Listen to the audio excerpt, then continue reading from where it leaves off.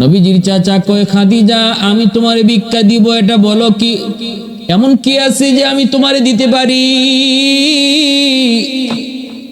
আম্মা জান কয়, আপনার কাছে এমন আছে আছে যা আপনি আমারে দিতে পারেন, আছে বিদায় আমি ভিক্ষা চাইতে এসেছি। নবীজির চাচা কয়, কোন জিনিস? আম্মা জান কয়, আপনার ভাতিজা মুহাম্মদ, আপনার ভাতিজা মুহাম্মদ, যদি আপনি আমাকে আপনার ভাতিজার পুত্রবধূ বানান, আপনার ভাতিজার বধূ বানায় আপনার বাড়ির ঝাড়ু দেওয়ার একটু সুযোগ দেন, আমি খাদিজা সারা জীবনের জন্য কৃতজ্ঞ থাকব। আমি আপনার ভাতিজার বধূ হতে চাই, যদি দয়া করে আপনি আমাকে গ্রহণ করেন। আল্লাহর নবীর চাচা আবু তালিব এবার বুঝলেন ঘটনা তো সত্যই, আমার ভাতিজাও তো এমনই বলেছে। আল্লাহর নবীর কাছে গেলেন, যা বলতেছে, ভাতিজা খাদিজা তো নিজেই চলে এসেছে বিয়ের প্রস্তাব নিয়া। ভাতিজা না করবি না, ভাতিজা না করিস না বাবা নো একটু আমার দিকে তাকায় ক, সুযোগ সব সময় আয় না রে বাবা, জীবনে বহু কষ্ট করছি, অভাব অনটনের দিন গেছে, একটু সুযোগ আইছে দিন ঘুরাইবার, ভাতিজা একটু না করবি না, ক না ভাতিজা, তুই একটু রাজি নি, ক না। আল্লাহ নবী কয়, চাচা জান যায় কন, 3 শর্তে আমি রাজি আছি। খাদিজা আমার ভাতিজা 3 শর্তে রাজি। আম্মাজান কয়, 3টা না 100টা দিলেও আমি রাজি। ভাতিজা খাদিজা 100টা শর্ত দিলেও রাজি, ভাতিজা 3টা না শর্ত আরো 2-1টা বাড়া। আল্লাহ নবী কয়, চাচা বাড়ানো লাগবে না, 3 শর্তই এনাফ। কয় ঠিক আছে ভাতিজা, 3টা শর্ত তুই ক। খাদিজা সব মানবে, তবে ভাতিজার এই 3টা শর্তের ভিতরে অন্তত একটা শর্ত চাচার ফায়সায়া কইস, কারণ জীবনে বহু অভাবে দিন গেছে, একটু চাচার দিকে তাকায় কইস রে বাবা। আল্লাহ নবী কই, ঠিক আছে চাচা আপনি টেনশন করেন না। আল্লাহর নবী 1 নাম্বার শর্ত দিলেন, আপনার যত বাড়ি আছে সবগুলি বাড়ি, সবগুলি ঘর, মক্কায় যাদের ঘর নাই, বাড়ি নাই, ভূমিহীন যারা, তাদেরকে দিয়ে দিতে হবে। আম্মা জান কয়, আমি রাজি আছি। 2 নাম্বার শর্ত হলো, আপনার যত টাকা পয়সা আছে, নবীজির চাচা আবু তালিব নবীজির দিকে তাকায় বলতেছেন, ভাতিজা একটু চাচার ফায়সায়া কো। নবীজি বলতেছেন, 2 নাম্বার শর্ত হলো, আমি একজন গরিব মানুষ, আপনি আমার বিবি হয়ে যদি আসেন, আমি আপনার মতো আপনাকে রাখতে পারবো না, আমার মতো আপনাকে থাকতে হবে। আমার ঘর নাই, বাড়ি নাই, থাকার সুন্দর কোনো পরিবেশ নাই, এখনো চাচার হোটেলে খাই, চাচার ঘরে ঘুমাই, অতএব আমি আপনারে নিয়ে ভাঙ্গা ঘরে থাকবো, আপনি তো ভাঙ্গা ঘরে থাকতে পারবেন নি। আপনার আমার ঘুমানোর কোনো চাদর নাও থাকতে পারে, সেটা আপনি মানতে পারবেন নি। চুলায় 1 দিন 2 দিন না, একাধারে কয়েকদিন চুলে আগুন জ্বলবে না, তাও আপনি পারবেন নি।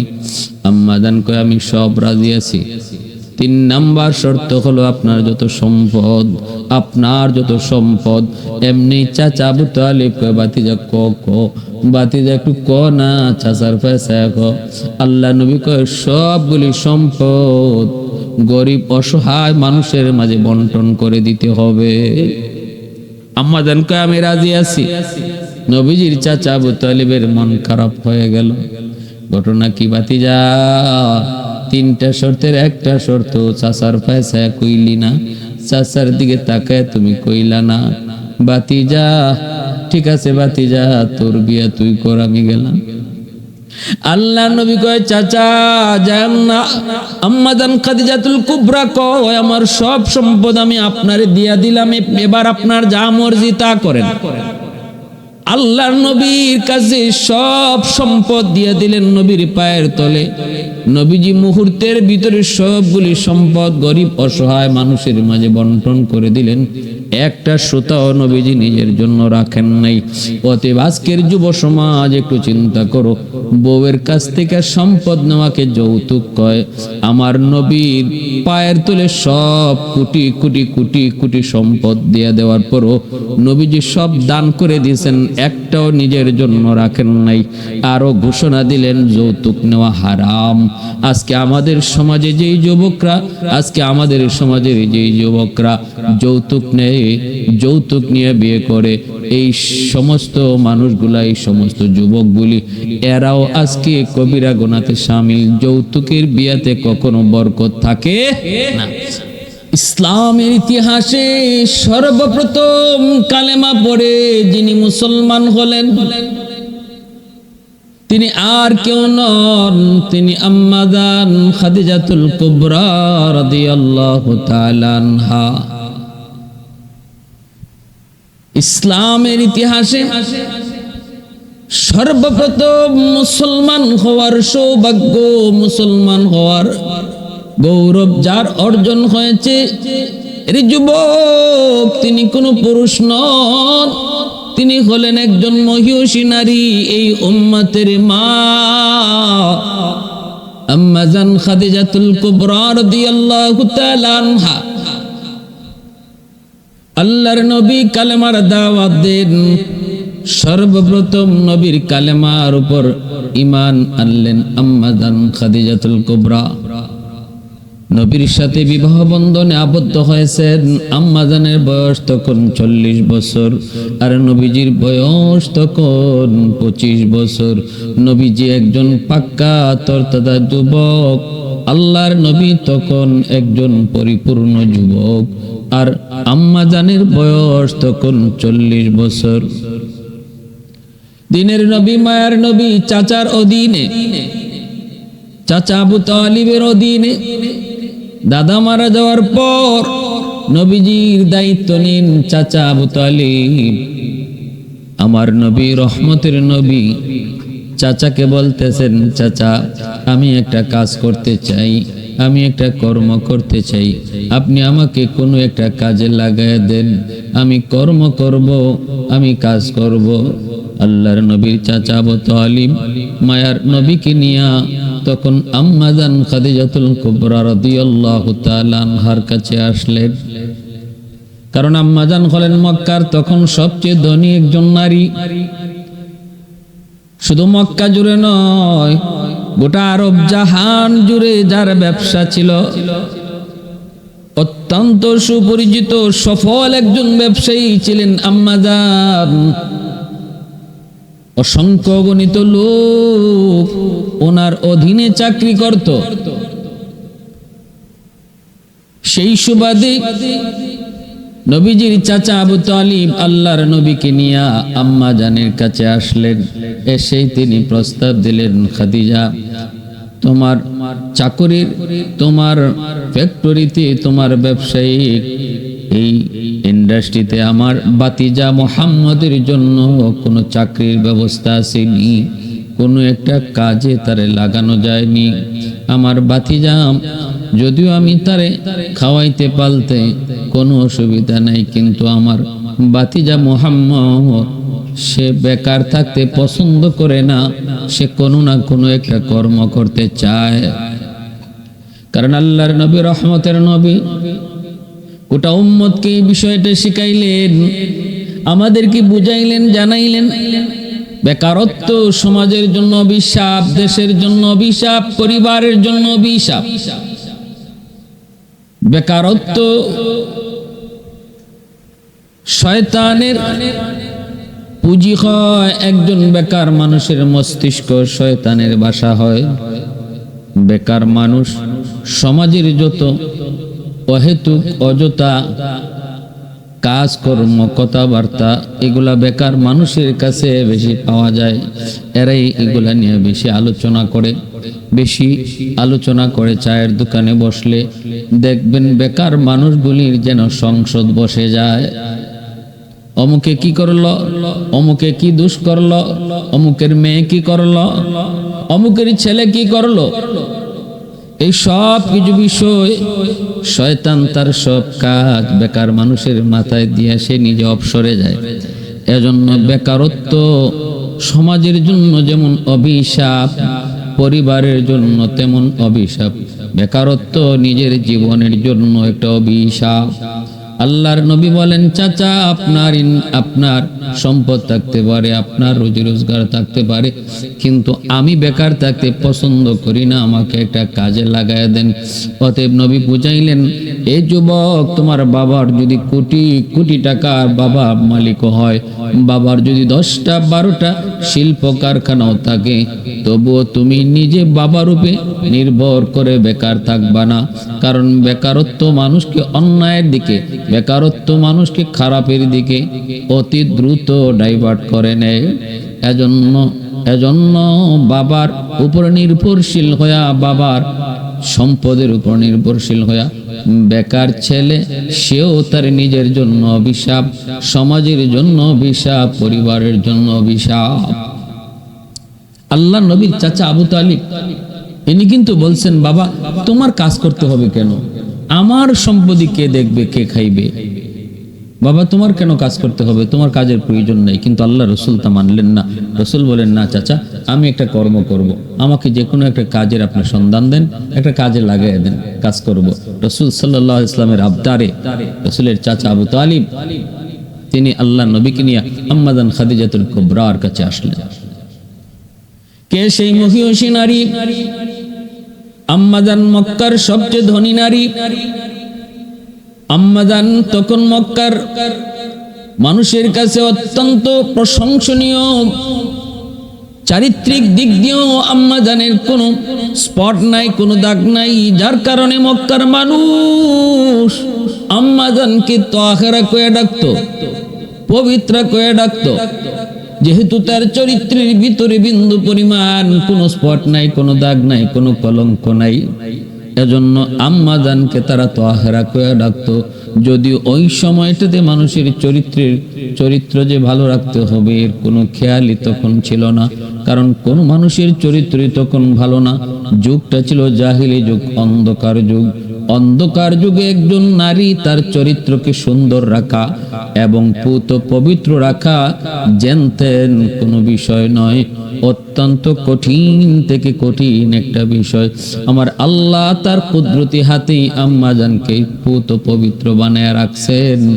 কারণ আমার আল্লাহ পাকের কুদরতি হাতে লিখা আম্মাজানের সাথেই তার হাবিবের বিবাহ বন্ধন হবে। এজন্য আল্লাহ নিজের থেকেই একদম কুদরতি ভাবে হেফাজত করে রাখছেন যাবতীয় পাপ পঙ্কিলতা থেকে, যাবতীয় খারাপি থেকে আল্লাহ তার কুদরতি ভাবে হেফাজত করে রাখছেন। আবার অত্যন্ত সুন্দরী, যার কারণে মক্কার মানুষ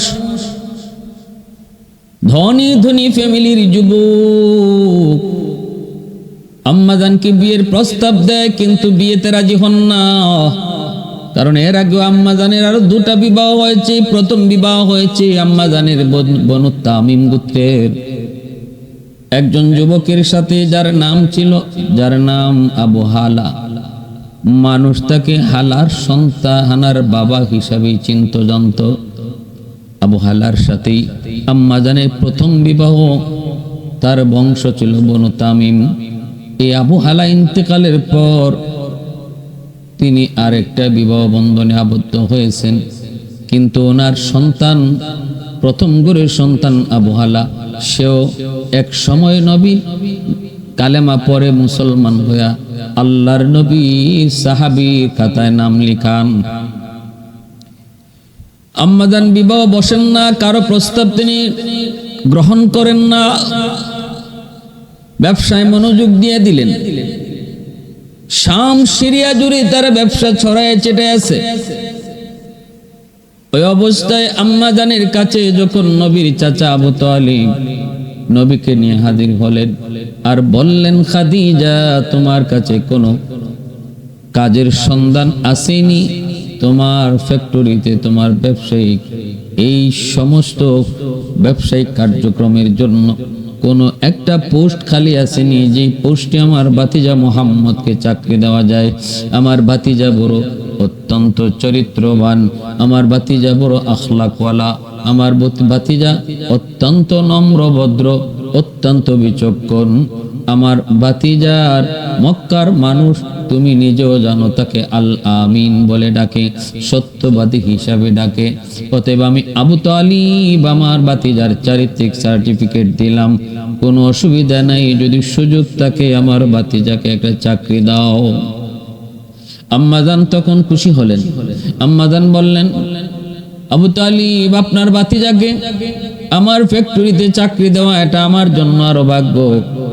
আমিও তো এমন লোকে চাই, কিন্তু এই অবস্থায় আমার ফ্যাক্টরিতে কোনো পোস্ট খালি নেই, কেমন করে তারে চাকরি দিব? শুধুমাত্র একটা জায়গার সুযোগ আছে, তাও সেটা কয়েকদিনের জন্য, বেশি দিন নয়। আমার বকরি রাখাল অল্প দিনের জন্য ছুটিতে গিয়েছে, যদি তুমি চাও তোমার ভাতিজাকে আমি এই পোস্টে কয়েকদিনের জন্য একটা সুযোগ দিতে পারি, তবে আমি মনে করি এটা আপনার জন্য মানানসই নয়, এটা আপনার বংশের জন্য মানানসই নয়। কারণ জানেননি গো, কারণ আপনার কুরাইশ বংশ আরবের ভিতরে অনেক সম্মানী, শুধু আরব নয়, গোটা জাহানের ভিতরে আপনার বংশের একটা প্রশংসা, সম্মান, একটা পরিচিতি। আমি কেমন করে এই চাকরির প্রস্তাব দেব?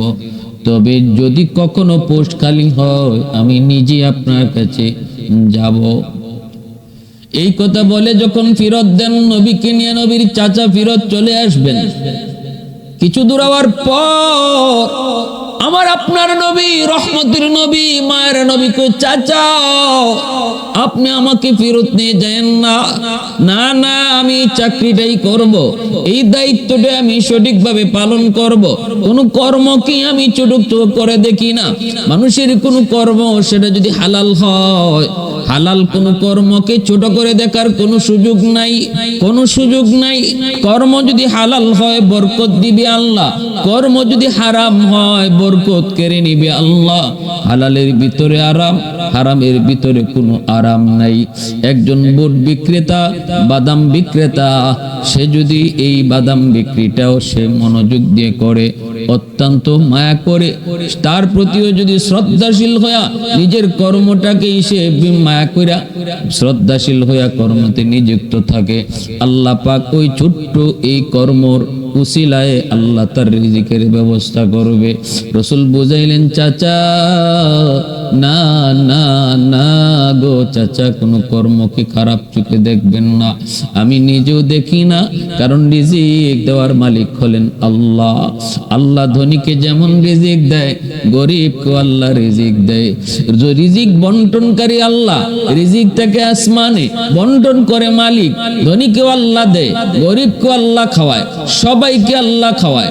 উসিলা মাত্র ছোট ব্যবসা, উসিলা হলো আমার দোকান, উসিলা হলো আমার চাকুরি, উসিলা হলো আমার চেয়ার, উসিলা হলো আমার রিক্সা, উসিলা হলো আমার ভ্যান, উসিলা হলো আমার নৌকা। এই ছোট্ট থেকে ছোট্ট উসিলা ধরে আল্লাহ পাক রিজিকের ব্যবস্থা করে। আল্লাহ পাক রব্বুল আলামিন যেহেতু রিজিক বন্টনকারী, অতএব কোনো কর্মকে কখনো কেউ ছোট চোখে দেখব না। নিজেও কর্ম করার সময় মন ছোট রাখবো না। অন্য কেউ বড় লোক ও ছোট লোকের কোনো ব্যবসাকে খারাপ চোখে দেখব না। আল্লাহ নারাজ হবে, আল্লাহ নারাজ হবে। হালাল ব্যবসা যদি হয় এটাকে মহব্বত করো, শ্রদ্ধা করো, সম্মান করো। হারাম যদি কোটি কোটি টাকার ব্যবসা হয়, এর মধ্যে কোনো ইজ্জত নাই, সম্মান নাই, বরকত নাই। যদি হালাল ব্যবসা কম হয়, বরকত বাড়ায় দেন আল্লাহ। গরিব গরিব হতে পারে, কিন্তু সে যদি তার অল্প রুজির মধ্যে আল্লাহর উপর খুশি থাকে, তাহলে হাদিস শরীফে রাসূল বলেন, আল্লাহ বলেন, আমিও আমার বান্দার কম আমল পাইয়া তার উপর খুশি। যে আমার দেওয়া কম রিজিক পাই আমার উপর খুশি, আমি আল্লাহ তার থেকে কম আমল পাইয়া তার উপর খুশি। সুবহানাল্লাহি ওয়া বিহামদিহি, সুবহানাল্লাহিল আযীম। এজন্য আল্লাহ রাসূল বলেন, একজন গরিব আর একজন ধনী দুজন যদি মসজিদে নামাজ আদায় করলো, হাত উঠাইলো আল্লাহর দরবারে, এবার রাসূল বলেন কার মুনাজাত আগে কবুল হবে জানোনি? নবীজি বলেন শোনো, ধনী যদি তার হাতের সাথে 10টা দিরহাম নয় 10,000 দিরহামও যদি আল্লাহর রাস্তায় দান করে, তবু গরিবের খালি হাতের দোয়া আল্লাহর দরবারে আগে কবুল হয়ে যায়। এতটা সম্মান, এতটা ইজ্জত যদি একজন গরিব মানুষ, তার রুজি কম, তার রোজগার কম, এরপরও আল্লাহর উপর খুশি থাকে, এরপরও সে আল্লাহর বিধিবিধান মাইনা চলে, গরিবী হালতেও যদি মসজিদে যায়, গরিবী হালতেও যদি বিবি বাচ্চারে পর্দায় রাখে, গরিবী হালতেও যদি আল্লাহরে ডরায়, আল্লাহ পাক রব্বুল আলামিন তার মর্যাদা দুনিয়াতে কত বাড়ায়, দুনিয়াতে বাড়ায় তার হাত আর ধনীর হাত, দুই হাতের মধ্যে গরিবের হাতটা আল্লাহর কাছে আগে কবুল হয়। শুধু তাই নয়, আল্লাহর রাসূল কয় ধনী যদি 10,000 দিরহাম আল্লাহর রাস্তায় দান করে, তবুও তার আগে গরিবের খালি হাত আল্লাহর কাছে কবুল হয়ে যায়। কিয়ামতের ময়দানে রাসূল কয় আমি যখন জান্নাতে আগে ঢুকবো, আমার সাথে গরিবরাই সবার আগে জান্নাতে ঢুকবে। আদখুলুল জান্নাতা ওয়া মাই ফুকারাউল মুসলিমিন। সুবহানাল্লাহ। ওয়াল্লাইলু মিকি যুলফি মুহাম্মদ কাতারান্নুম, ওয়াল্লাইলু মিকি যুলফি মুহাম্মদ কাতারান্নুম, ওয়াশ-শামসু মিন রুখসারায়ে আহমদ কাতারান্নুম, والفجر में है सुबह रिसालत की बशारत, والعصر में है दौर नबूवत की बशारत, हर फूल में है रूय मदीना का तबस्सुम, हर फूल में है रूय मदीना का तबस्सुम, शाखों की लचक में बेक़दा का तकल्लुम, यासीन से मौला ने कभी उनको पुकारा, हामीम कभी और कभी तासीन इशारा, ये रमज़ है कुछ आशिक़ माशूक़ के माबैन, समझाए जिन्हें खल्क़ों में एक सरवर कौनैन, समझाए जिन्हें खल्क़ों में एक सरवर कौनैन। এজন্যই রাসূল বলেছেন চাচা আপনি ওই ছাগল রাখালিটাকে ছোট মনে করেন না, চাচা গো ছাগল রাখালিটাকে ছোট মনে করেন না, যদিও কাজটা ছোট কিন্তু 100% হালাল। আমি কাজের প্রতি সম্মান দেখাই, চাচা আমার আপনি এই কাজটাই দেয়া দেন। রিজিক তো দিবেন আল্লাহ, রিজিক তো মালিকের হাতে, রিজিক তো মানুষের হাতে না, কর্মের উপরে রিজিক আসে না, রিজিক বন্টন করেন আল্লাহ। চাচা রাসূলকে নিয়ে আবার আম্মাজানের কাছে আসলেন। এর দ্বারা মেসেজ গোটা মুসলিম উম্মার জন্য, যুবকরা শোনো, বেকারত্ব সমাজের জন্য অভিশাপ, দেশের জন্য অভিশাপ, পরিবারের জন্য অভিশাপ, ব্যক্তির জন্য, তোমার নিজের জন্য অভিশাপ। অতএব বেকার থাকার চেয়ে কর্ম ছোট হোক, এই ছোট কাজের মধ্যে লেগে থাকা, এটা আমার নবীর আদর্শ, এটা আমার নবীর শিক্ষা, আমার নবীর আদর্শ। আর যারা আমরা খুব কোটি কোটি টাকার ব্যবসা করি, আর যারা খুব ছোট্টখাটো একটা দোকান নিয়ে বসছে, তারও হে চোখে দেখবেন না, ছোট চোখে দেখবেন না, সাবধান, কারণ আল্লাহ নারাজ হবে। রিজিক তুমি কোটিপতির হাতেও না, আর বুট বিক্রি করা বাদাম বিক্রেতারা হাতেও রিজিক না, রিজিক তো মালিকের হাতে। আল্লাহ রিজিক বন্টন করে। দেখবেন কোটি টাকার মালিকের অভাব যায় না, কিন্তু গরিবের অল্প কামাই করে তার কোনো অভাব নেই, এর নামই হলো বরকত। আল্লাহ পাক রব্বুল আলামিনের হাতে যেহেতু রিজিক, এজন্য আল্লাহ এইভাবে বন্টন করে। আমার ভাইরা, বন্ধুরা, যুবক, এজন্য বলি দিলটা নরম করে কথাগুলি বোঝার চেষ্টা করো। আম্মা জানের কাছে আবার নবীকে নিয়ে ফেরত আসলেন। নবীজির চাচা আবু তালিব আম্মা জানের কাছে এসে আবার বলতেছেন, খাদিজা আমার ভাতিজা এই কাজটাকেই পছন্দ করেছে, অসুবিধা নেই, এই কাজটাই আমার ভাতিজারে দেন। আম্মা জানের কাছ থেকে এই কাজটা বুঝে নিলেন। এরপরে চাচা নবীকে সেখানে দিয়ে চলে আসলেন। আল্লাহর নবী এইবার ছাগল রাখালি করেন, সকালে নিয়ে যান, বিকেল বেলা ছাগলগুলি নিয়ে আসেন। প্রথম দিন আসার পর আম্মাজান তাকায় দেখেন প্রতিটা ছাগলের পেট ভরা একদম খাদ্যে, প্রতিটা ছাগল পেট ভরে খাবার খেয়ে এসেছে। আম্মাজান তো অবাক, আগে তো কখনো আমার ছাগল এইভাবে খানা খায় পায় নাই, আমার রাখাল কোথায় ছাগল রাখালি করে, আর আগের রাখাল কোথায় রাখতো? ঘটনা কি? পরের দিনও একই হালত। অল্প দিনের ভিতরে আম্মাজান দেখেন প্রতিটা ছাগল নাদোষ নদোষ হয়ে গেল, বড় সুন্দর। আম্মাজান কৌতূহল বসে ছাদের উপরে উঠে দেখতে চাইলেন নবী কোথায় তার ছাগলগুলি রাখালি করে। তাকায় দেখে আগের রাখাল যেই জায়গায় রাখতো সেই মরুভূমিতেই নবী ছাগল রাখালি করতেছেন। কিন্তু ঘটনা কি? অবাক কাণ্ড। আম্মাজান তাকায় দেখেন এই মরুভূমির ভিতরে মাথার উপরে প্রচন্ড রোদ, নবী বসে আছেন। এই রৌদ্রের মধ্যে আমার নবী মায়ের নবীকে উপর থেকে একটা মেঘের মালা, এক খণ্ড মেঘমালা আমার নবীকে ছায়া দিতেছে। আর নবীজির পাশে ছাগলগুলি যার যার মতোই খানা খায়, যার যার মতোই ঘাস খায়, কিন্তু ছাগলগুলাকে নবীজি রাখালিও করেন না। অথচ ছাগল রাখালি করা কত কঠিন। যারা ছাগল রাখালি করে তারা বুঝে ছাগল অত্যন্ত বিয়ারা একটা জাতি, ধৈর্য ছাড়া ছাগল রাখালি করা সম্ভব হয় না।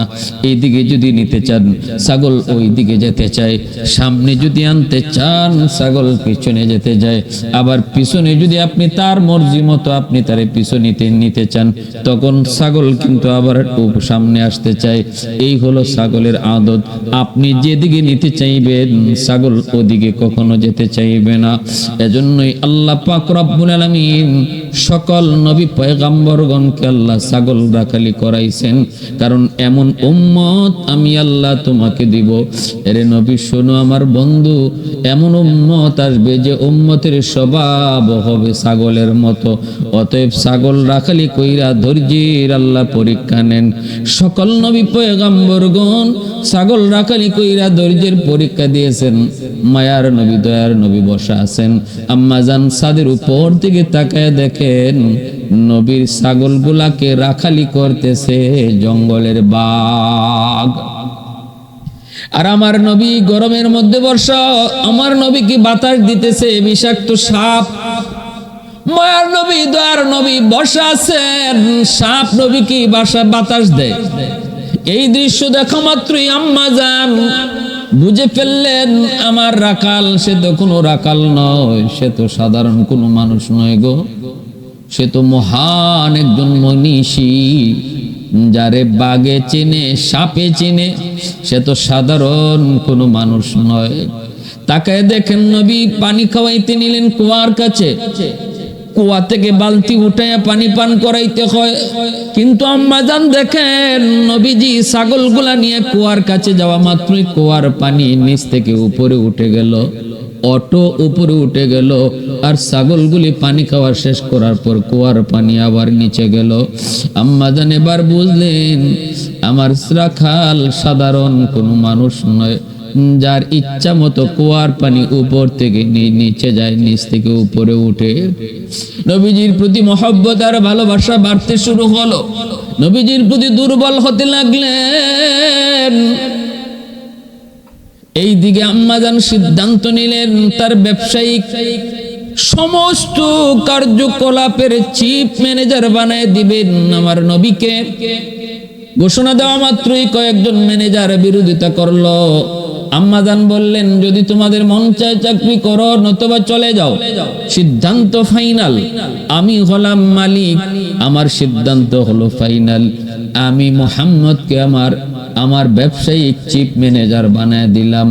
সমস্ত ম্যানেজার তোমরা যারা আছো সবাই মুহাম্মদের কাছে তোমাদের হিসাব বুঝাই দিতে হবে। আল্লাহর নবী ঘোষণা দেওয়া মাত্রই মায়ার নবী তখন একটু বাধা দিয়েছিলেন, বলেছিলেন মালিক এমন কাজ আপনি কইরেন না, আমি মাত্র জয়েন করেছি, আমি এত কিছু বুঝি না, এত বড় দায়িত্ব দিয়েন না, আমি হয়তো পারবো না। আম্মাজান বলেন পারবেন কি পারবেন না আমাকে বুঝাইতে হবে না, যা বুঝার আমি বুঝেছি, যা দেখার আমি দেখেছি। সুবহানাল্লাহ। যান, আপনাকে 1 মাসের জন্য সিরিয়ায় ব্যবসার জন্য পাঠিয়ে দিলাম। আম্মাজান রাসূলকে মালামাল সহকারী সিরিয়ায় ব্যবসার জন্য পাঠাইলেন, আর সঙ্গে দিলেন মাইসারাকে। মাইসারা আম্মাজানের গোলাম সাথে দিয়ে দিলেন, আর বললেন তুমি মুহাম্মদের খাদেম, আর পদে পদে যা দেখবা যা শুনবা সব নোট করে রাখবা। আম্মাজানের একজন বান্ধবী ছিল, খাস বান্ধবী, তার নাম ছিল নাফিসা। আর আম্মাজানের চাচাতো ভাই ওয়ারাকা ইবনে নওফল, ইনি ছিলেন পাদ্রী, উনি আসমানি কিতাব সম্পর্কে জ্ঞানী ছিলেন। এজন্য আম্মাজান যে কোনো বিষয়ে বান্ধবী এই নাফিসার সাথে পরামর্শ করতেন, আর চাচাতো ভাই ওয়ারাকা ইবনে নওফলের সাথে পরামর্শ করতেন। আম্মাজান রাসূলকে পাঠিয়ে দিলেন সিরিয়ায়, আর মাইসারাকে বললেন তুমি সব নোট করে রাখবা। মাইসারা নবীর সাথে চলছেন এই উটের কাফেলা নিয়ে সিরিয়ার দিকে। আর ওই অবস্থায় মাইসারা কি দেখলেন, কি দেখলেন, যা কি শুনলেন, যা বুঝলেন সব তিনি নোট করছেন।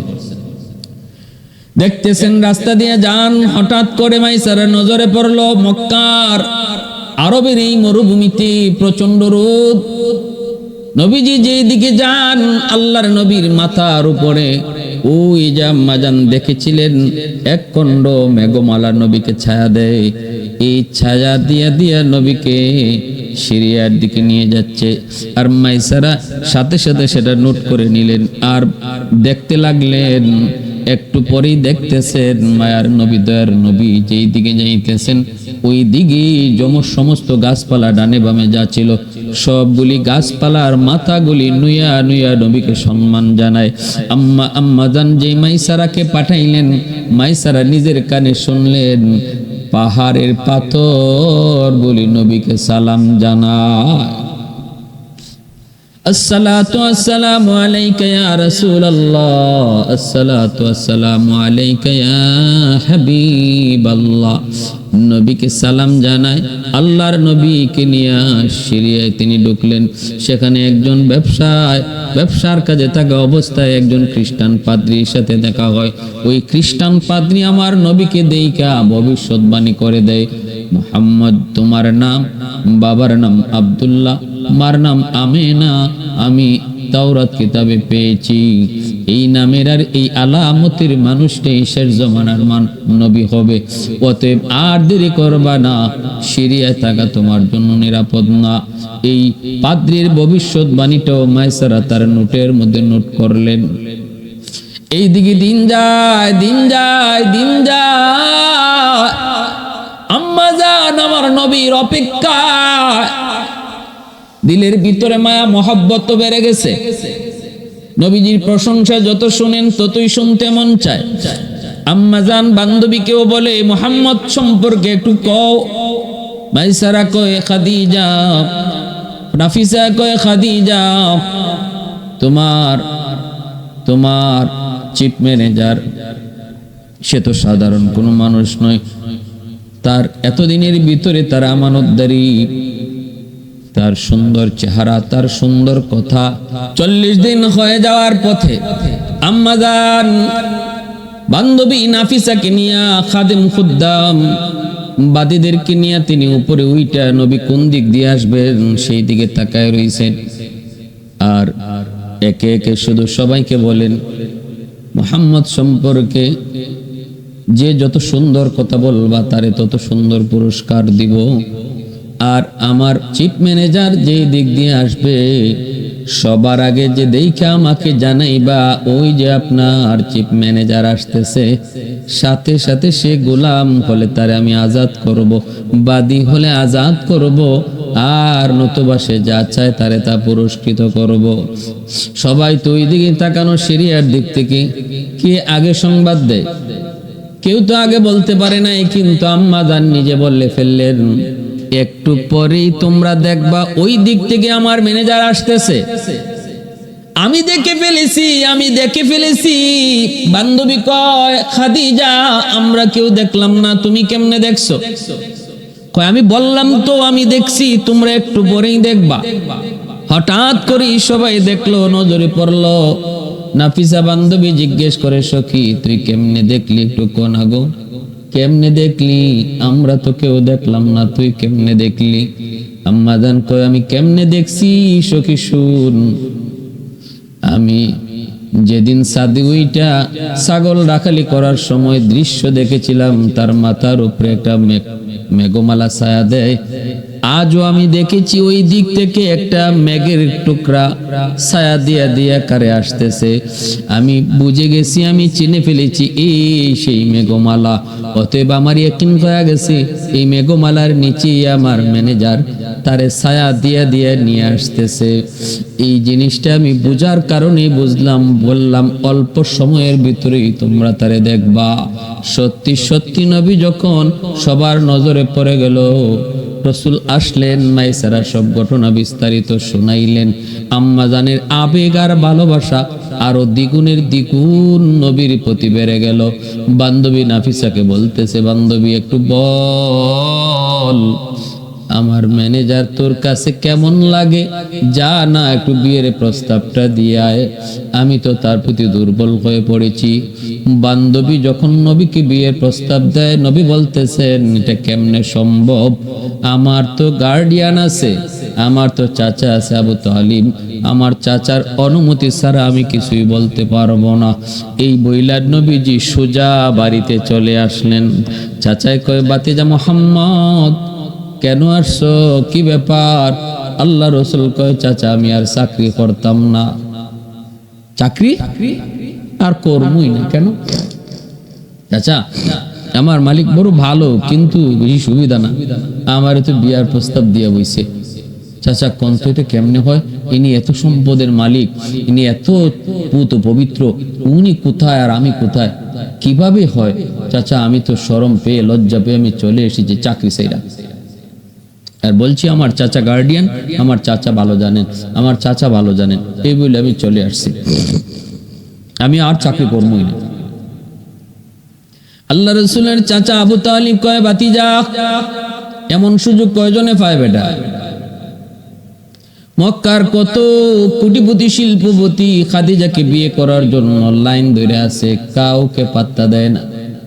কিন্তু ভাতিজা তুই কেমন করে না কইয়া চইলা আসলে রে বাবা? আল্লাহ রসুল কয়, চাচা আমি এত কিছু বুঝি না, তবে আমি রাজি না। আল্লাহর নবী যখন এই কথা বললেন, চাচা বলতেছে, ঠিক আছে বাবা তোমার মতই মত, ঠিক আছে বাবা তোমার কোনো চাকরি বাকরি করা লাগবে না, তুমি থাকো, আমি চাচা তোমাকে খাওয়াবো পড়াবো, আমি চাচা তোমার লালন পালন করব। এতে যদি রক্ত বেচতে হয় বেচবো, তবু ভাতিজা তোমার কোনো অভাব তোমাকে টের পাইতে দেব না। এত মায়া এত মহব্বত নবীর চাচা আবু তালিব করছেন। তিনি কে? নবীর আপন চাচা, নবীর চাচা তো ভাই হযরত আলী রাদিয়াল্লাহু তাআলা আনহুর আব্বা আবু তালিব। যদিও কালেমা পড়ে মুসলমান হন নাই, কিন্তু আমার নবীর প্রতি ভালোবাসা ছিল এই পরিমাণ, এত ভালোবাসা এত মহব্বত।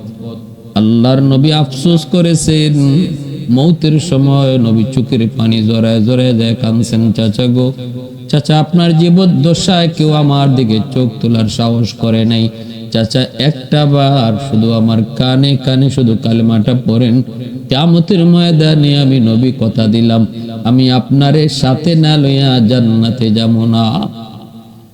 আবু জাহেল উতবা সাহেবা বড় বড় লিডাররা কাছে তাকায়, নবীর চাচা আবু তালিব কালেমা পড়েন নাই। বলছেন, বাবা আমি জানি তুমি সত্য, তোমার ধর্ম সত্য, কিন্তু ইসলাম আনতে পারলাম না, ঈমান গ্রহণ করতে পারলাম না, কারণ আমার এই লোকগুলা আমার মরণের পরে আমার বদনাম করবে, আমারে কাপুরুষ বলবে, বলবে আবু তালিব সারা জীবন আমাদের বাপ দাদার ধর্ম পালন করেছে, মৌতের সময় বাতিজার ধর্ম গ্রহণ করে মরছে, এই বইলে আমার বদনাম করবে। আমি জানি তোমার ধর্ম সত্য, তুমিও সত্য, এরপরও আমি ঈমান আনতে পারলাম না। বারবার নবী পিরাপিরি করতেছিলেন, তখন আল্লাহ জানাইছে, বন্ধু আর চেষ্টা করো না। ইন্নাকা লা তাহদি মান আহবাবতা ওয়ালাকিন্নাল্লাহা ইয়াহদি মান ইয়াশা। বন্ধু তুমি যারে চাও তারে হেদায়েত দিতে পারবা না, হেদায়েত দেওয়ার মালিক হলাম আমি আল্লাহ। ভাইরা বন্ধুরা, এরপরে আল্লাহর নবী রহমতের নবী যখন চাকরি ছেড়ে চলে আসলেন, আম্মাজান খাদিজাতুল কুবরা রাদিয়াল্লাহু তাআলা আনহা, নবী যান না চাকরিতে, যান না, তিনি নিজেই নবীজির বাড়িতে চলে আসলেন, আবু তালিবের কাছে চলে আসলেন। আল্লাহর নবীর চাচা আবু তালিব আম্মাজান খাদিজাতুল কুবরাকে দেইখা তো অবাক। খাদিজা, ব্যাপার কি? গরিবের বাড়িতে হাতির পাড়া। আম্মাজান কয়, না, আমি আপনার কাছে ভিক্ষা চাইতে এসেছি। নবীজির চাচা কয়, খাদিজা, আমি তোমারে ভিক্ষা দিব, এটা বলো কি, এমন কি আছে যে আমি তোমারে দিতে পারি? আম্মাজান কয়, আপনার কাছে এমন আছে যা আপনি আমারে দিতে পারেন, আছে বিদায় আমি ভিক্ষা চাইতে এসেছি। নবীজির চাচা কয়, কোন জিনিস? আম্মাজান কয়, আপনার ভাতিজা মুহাম্মদ, আপনার ভাতিজা মুহাম্মদ, যদি আপনি আমাকে আপনার ভাতিজার পুত্রবধূ বানান, আপনার ভাতিজার বধূ বানায় আপনার বাড়ির ঝাড়ু দেওয়ার একটু সুযোগ দেন, আমি খাদিজা সারা জীবনের জন্য কৃতজ্ঞ থাকব। আমি আপনার ভাতিজার বধূ হতে চাই, যদি দয়া করে আপনি আমাকে গ্রহণ করেন। আল্লাহর নবীর চাচা আবু তালিব এবার বুঝলেন ঘটনা তো সত্যই, আমার ভাতিজাও তো এমনই বলেছে। আল্লাহর নবীর কাছে গেলেন, যা বলতেছে, ভাতিজা খাদিজা তো নিজেই চলে এসেছে বিয়ের প্রস্তাব নিয়া। ভাতিজা, না করবি না, ভাতিজা না করিস না, বাবা নো একটু আমার দিকে তাকায় ক, সুযোগ সব সময় আয় না রে বাবা, জীবনে বহু কষ্ট করছি, অভাব অনটনের দিন গেছে, একটু সুযোগ আইছে দিন ঘুরাইবার। ভাতিজা একটু না করবি না, ক না ভাতিজা, তুই একটু রাজি নি, ক না। আল্লাহ নবী কয়, চাচা জান যায় কন, 3 শর্তে আমি রাজি আছি। খাদিজা, আমার ভাতিজা 3 শর্তে রাজি। আম্মাজান কয়, 3টা না 100টা দিলেও আমি রাজি। খাদিজা 100টা শর্ত দিলেও রাজি, ভাতিজা 3টা না শর্ত আরো 2-1টা বাড়া। আল্লাহ নবী কয়, চাচা বাড়ানো লাগবে না, 3 শর্তই এনাফ। কয়, ঠিক আছে ভাতিজা, 3টা শর্ত তুই ক। খাদিজা সব মানবে, তবে ভাতিজার এই 3টা শর্তের ভিতরে অন্তত 1টা শর্ত চাচার ফায়সায়া কইস, কারণ জীবনে বহু অভাবে দিন গেছে, একটু চাচার দিকে তাকায় কইস রে বাবা। আল্লাহ নবী কইস, ঠিক আছে চাচা, আপনি টেনশন করেন না। আল্লাহর নবী 1 নাম্বার শর্ত দিলেন, আপনার যত বাড়ি আছে সবগুলি বাড়ি, সবগুলি ঘর, মক্কায় যাদের ঘর নাই, বাড়ি নাই, ভূমিহীন যারা, তাদেরকে দিয়ে দিতে হবে। আম্মাজান কয়, আমি রাজি আছি। 2 নাম্বার শর্ত হলো, আপনার যত টাকা পয়সা আছে, নবীজির চাচা আবু তালিব নবীজির দিকে তাকায় বলতেছেন, ভাতিজা একটু চাচার ফায়সায়া কো। নবীজি বলতেছেন, 2 নাম্বার শর্ত হলো, আমি একজন গরিব মানুষ, আপনি আমার বিবি হয়ে যদি আসেন, আমি আপনার মতো আপনাকে রাখতে পারবো না, আমার মতো আপনাকে থাকতে হবে। আমার ঘর নাই, বাড়ি নাই, থাকার সুন্দর কোনো পরিবেশ নাই, এখনো চাচার হোটেলে খাই, চাচার ঘরে ঘুমাই, অতএব আমি আপনারে নিয়ে ভাঙ্গা ঘরে থাকবো, আপনি তো ভাঙ্গা ঘরে থাকতে পারবেননি। আপনার আমার ঘুমানোর কোনো চাদর নাও থাকতে পারে, সেটা আপনি মানতে পারবেননি। চুলায় 1 দিন 2 দিন না, একাধারে কয়েকদিন চলে আগুন জ্বলবে না, তাও আপনি পারবেননি। আম্মাজান কয়, আমি সব রাজি আছি। 3 নাম্বার শর্ত হলো, আপনার যত সম্পদ, এমনি চাচা আবু তালিব কয়, ভাতিজা ভাতিজা একটু ক না, চাচার পয়সা ক। আল্লাহ নবী কয়, সবগুলি সম্পদ গরিব অসহায় মানুষের মাঝে বন্টন করে দিতে হবে। আম্মাজান কয়, আমি রাজি আছি। নবীজির চাচা আবু তালিবের মন খারাপ হয়ে গেল। ঘটনা কি ভাতিজা? তিনটা শর্তের একটা শর্ত চাচার পয়সা কইলি না, চাচার দিকে তাকায় তুমি কইলা না, বাতিজা ঠিক আছে বাতিজা তোর বিয়া তুই কর আমি গেলাম। আল্লাহ নবী কয় চাচা যান না। আম্মা জান খাদিজাতুল কুবরা কয় আমার সব সম্পদ আমি আপনারে দিয়া দিলাম, এবার আপনার যা মর্জি তা করেন। আল্লাহর নবীর কাছে সব সম্পদ দিয়ে দিলেন নবীর পায়ের তলে। নবীজি মুহূর্তের ভিতরে সবগুলি সম্পদ গরিব অসহায় মানুষের মাঝে বন্টন করে দিলেন। একটা সুতাও নবীজি নিজের জন্য রাখেন নাই। অতএব আজকের যুব সমাজ একটু চিন্তা করো, বউয়ের কাছ থেকে সম্পদ নেওয়াকে যৌতুক কয়। আমার নবীর পায়ের তলে সব কোটি কোটি কোটি কোটি সম্পদ দিয়ে দেওয়ার পরও নবীজি সব দান করে দিয়েছেন, একটাও নিজের জন্য রাখেন নাই। আরো ঘোষণা দিলেন যৌতুক নেওয়া হারাম। আজকে আমাদের সমাজে যেই যুবকরা যৌতুক নেয়, যৌতুক নিয়ে বিয়ে করে, এই সমস্ত মানুষগুলা, এই সমস্ত যুবকগুলি এরাও আজকে কবিরা গুনাতে শামিল। যৌতুকের বিয়াতে কখনো বরকত থাকে না। সমাজের মানুষ আজকে যদি আমরা এই একতাবদ্ধ হই যে যৌতুক নিয়ে যে বিয়ে হয়, বিয়েতে কেউ খাইতেও যাইবো না, যাইতেও যাইবো না, দাওয়াত খাইতেও যাইবো না, সম্পর্ক রাখবো না, যৌতুক সমাজ থেকে উঠে যাবে।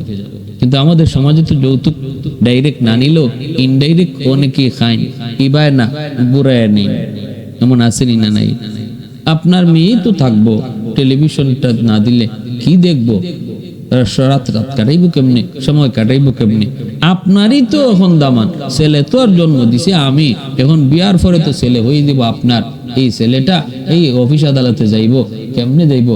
গাড়ি ঘোড়ায় লোকাল বাসে উঠিয়া একটা মোটরসাইকেল দিলে ভালো হয় না? এইভাবে কুয়া কুয়া আজকে যৌতুক নেওয়া হয়, যেটা শরীয়তে সম্পূর্ণ হারাম, সম্পূর্ণ হারাম। আল্লাহ রসুল একটা সুতা পর্যন্ত নেন নাই। আল্লাহ রসুল সাল্লাম সব সম্পদ দান করে দিলেন। বিবাহের খুতবা পড়াইলেন নবীর চাচা আবু তালিব, খুতবা পড়াইলেন। আর 20টা উট আল্লাহর রসুল মোহর হিসেবে ধার্য করলেন, 20টা উট নবীজি মোহর হিসেবে ধার্য করলেন। আর ওই বিবাহ সুন্দরী অনুষ্ঠানের মধ্যে মক্কার গণ্যমান্য লোকরাও সেখানে ছিল।